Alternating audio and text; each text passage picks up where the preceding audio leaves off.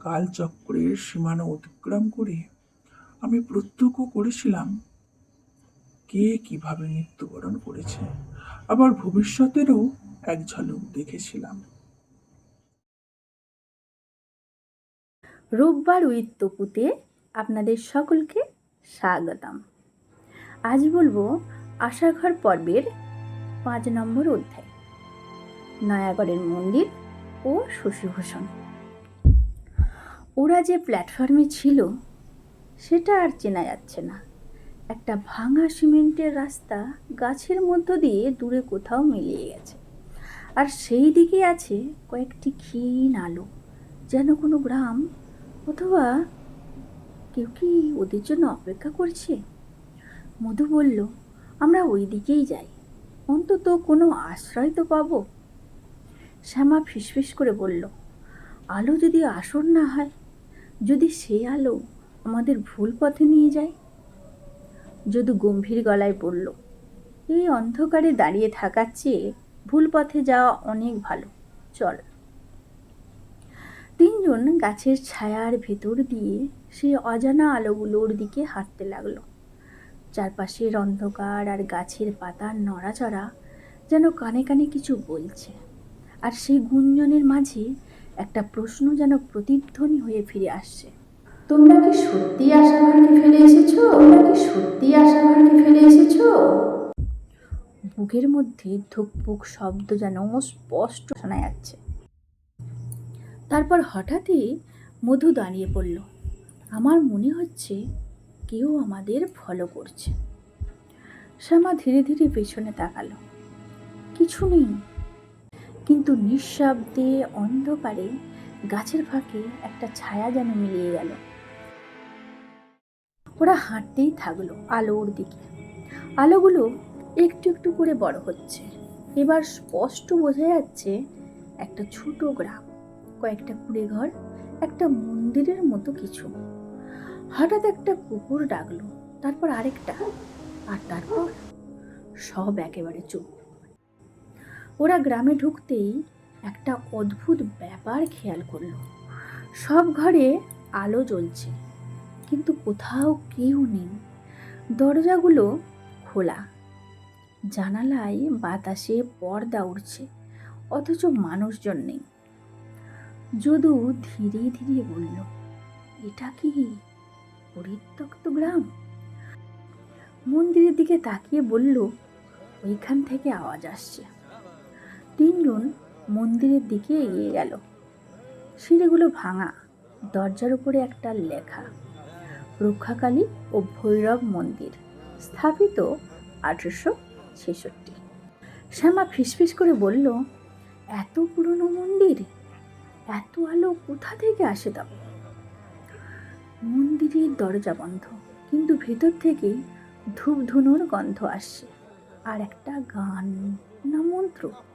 তিনজন ধীরে ধীরে সেই ভাঙা সিঁড়ি বেয়ে উপরে উঠতে লাগলো। প্রতিটা ধাপে পা রাখলেই যেন একটা কাঁপুনি গায়ে ছড়িয়ে পড়ছিল। সেই নীরবতাতে ওই নিচু স্বরের মন্ত্রপাঠ না চাইতেও কানে আসছিল।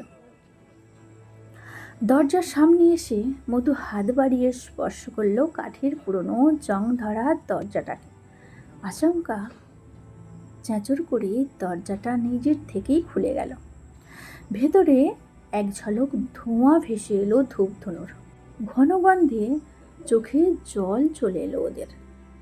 ঘরের ভিতরে আলো ছড়ানো, কিন্তু আলোর উৎস দেখা যাচ্ছে না।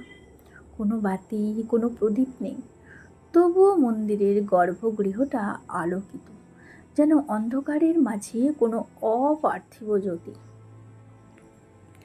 মন্দিরের ভিতরে একদিকে মা রক্ষাকালীর বিশাল মূর্তি, আর অন্যদিকে দাঁড়িয়ে কৃষ্ণবর্ণ ভৈরব, চোখে আগুন, কাঁধে নারকেল ভাঙা কুড়াল। মন্ত্রপাঠ এখন আরো স্পষ্ট হয়ে উঠছে। ওরা কাঁপা কাঁপা পায়ে এগিয়ে গেল গর্ভগৃহের দিকে। একদিকে একটা চৌকি, তার উপর লাল কাপড়, আর তার মাঝখানে বসে আছে এক বৃদ্ধ, বয়স যেন 150 বছরের বেশি। একেবারে কঙ্কালসার, চোখ বন্ধ, গলায় রুদ্রাক্ষের মালা, মুখে অমায়িক হাসি। কিন্তু সবচেয়ে অদ্ভুত ব্যাপার, তিনি চোখ বন্ধ রেখেই বললেন, বহু বছর পর কেউ এখানে আসলো। তিনজন থমকে গেল। যদু অবাক হয়ে বলল, আপনি কে? বৃদ্ধ এবার ধীরে ধীরে চোখ খুললেন। সেই চোখে যেন অদ্ভুত দীপ্তি। তিনি শান্তভাবে বললেন, ভয় পেও না, এখানে সে ঢুকতে পারবে না। এই স্থান রক্ষাকালীর আশ্রয়। এখানে কোনো অশুদ্ধ আত্মা প্রবেশ করতে পারবে না। শ্যামা গলা নামিয়ে বলল, আপনি কি? আর আমাদের এখানে কি টেনে আনলো? বৃদ্ধ ধীরে ধীরে উঠে দাঁড়ালেন। এরপর তার গলাটা একেবারে ভারী হয়ে উঠেছে। মন্দিরের ধূপ আর প্রদীপের আলোয় তার মুখটা স্পষ্ট। আমি শশীভূষণ। বহু বছর আগে এখানে ছিলাম এক অমাবস্যার রাতে, যখন এই মন্দিরের ভিতরে ভৈরবের ক্রোধ শান্ত করার জন্য আমাকে আত্মগোপন করতে হয়েছিল। তিনজন অবাক হয়ে একে অপরের দিকে তাকালো। শ্যামা জিজ্ঞেস করল, আপনি আপনি কি বলতে চান?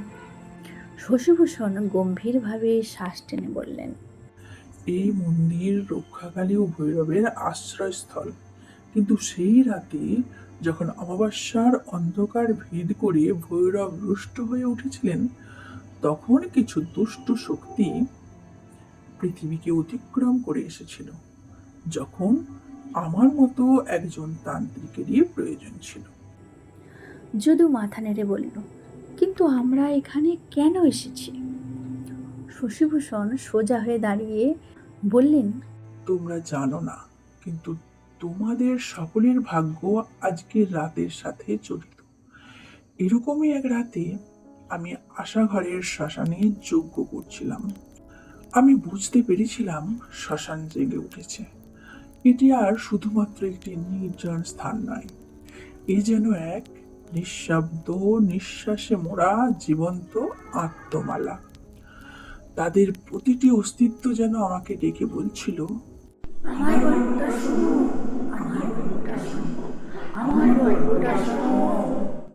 কালচক্রের সীমানা অতিক্রম করে আমি প্রত্যক্ষ করেছিলাম কে কিভাবে মৃত্যুবরণ করেছে।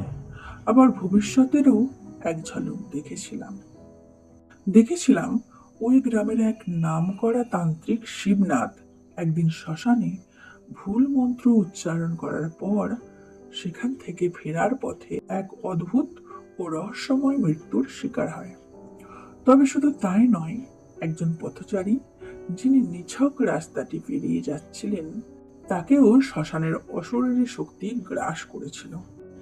এভাবে শ্মশান যেন অতীত ও ভবিষ্যতের এক ভয়াবহ সংযোগস্থলে পরিণত হয়েছিল।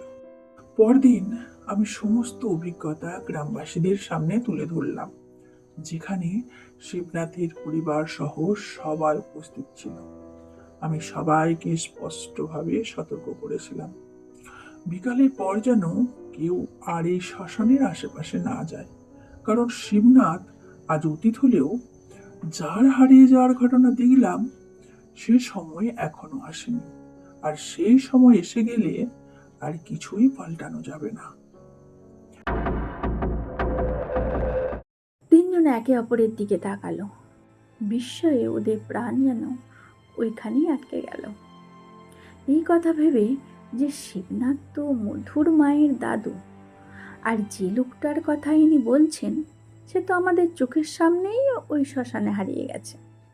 শশীভূষণ আবার ধীরে অথচ দৃঢ় কণ্ঠে বললেন, আসলে এই যে নয়াগর তোমরা দেখছো, এটা আসলে আশাঘরের দরজা। তোমরা যেটুকু জানো তা খুবই সামান্য। সত্য জানলে হয়তো ভয়ে ভেঙে পড়বে। তবে তোমরা যদি এ পথ ধরে চলতে থাকো, তাহলে তোমরা আরো অনেক কিছু জানবে ধীরে ধীরে। তবে একথা মনে রেখো, আমাদের শেষ প্রতিরোধ এই যে এই মন্দিরে কোনো আত্মা প্রবেশ করতে পারবে না। তার এই কথাগুলোর মাঝেই এক গা ছমছমে অনুভূতি ছড়িয়ে পড়ল চারপাশে।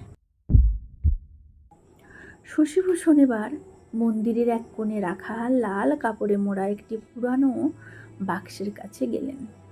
ধীরে ধীরে বাক্সটি খুলে ভেতর থেকে তিনি 3টি বস্তু বের করলেন। একটি লাল সুতো বাঁধা তামার তাবিজ, একটি ছোট রুদ্রাক্ষের মালা এবং একটি পুঁতির থলে।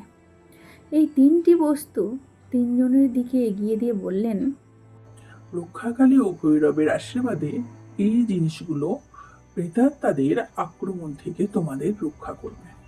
তবে সাবধান, এইগুলো কেবল তোমাদের শরীর রক্ষা করতে পারবে, আত্মা নয়।